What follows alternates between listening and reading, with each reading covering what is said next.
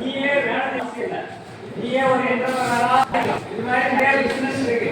நம்ம ஓனாவே பண்ணக்கூடிய பிசினஸ் புரியுதா? இதுக்கு பேர் தான் நம்ம என்டர்பிரனர். நம்ம ஓனா நம்மளே ஒரு பிசினஸ் ஸ்டார்ட் பண்றது புரியுதா? அதுக்கு நம்மளே இப்போ ஐடியா வந்து கேதர் பண்ணலாம். இப்போ ஏதாவது ஒரு ஐடியா இருக்கு அப்படின்னா அதை வச்சு நம்ம ஒரு இண்டஸ்ட்ரி மாதிரி தொடங்கலாமா, அந்த மாதிரி என்ன பண்ணலாம், நீயே யோசிக்கலாம் புரியுதா? அந்த மாதிரி யோசிச்சு ஏதாவது ஃபியூச்சர்ல வந்து பண்றதுக்கு ஒரு ஐடியா தான் நீ நம்ம ஸ்டார்ட்டை ஷேர் பண்ணலாம். நிறைய பேர் பார்த்துக்கோம், வெளியில வந்து பார்க்க அமைதியா இருப்பாங்க, அவங்களுக்கு நிறைய டேலண்ட்லாம் இருக்கு. நம்ம இந்த ப்ராஜெக்ட் இப்போ நம்ம கூட்டு போனோம்ல லேபுக்கு, உனக்கு இந்த கிளாஸ்லாம் பண்ணது நான் யாரும் இப்போ வரைக்கும் முன்னாடி உள்ள செட்டுக்கெல்லாம் நாங்கள் கூப்பிட்டு போயிருக்கோம். ஒரு பையன் கூட ஒன்றுமே பண்ண மாட்டான், சும்மா வருவான், கலக்குவான், மாட்டுவான்.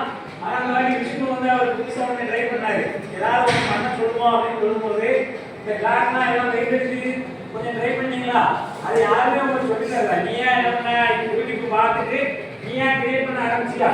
அதே மாதிரி இப்போ எத்தனை பண்ணாலும் அதே மாதிரி தான். யாருமே வந்து சொல்லி தொடங்கும் போது புதுசாக எதுவுமே தெரிஞ்சுக்கிட்டு வரமாட்டாங்க. அவங்க ஏதாவது ஒரு ஆள் பார்த்து அவங்க என்ன பண்றாங்க அதை அப்போ நம்ம டெவலப் பண்ணி பண்ணா நம்ம அதை விட நல்லா பண்ணலாம், பெட்டரா.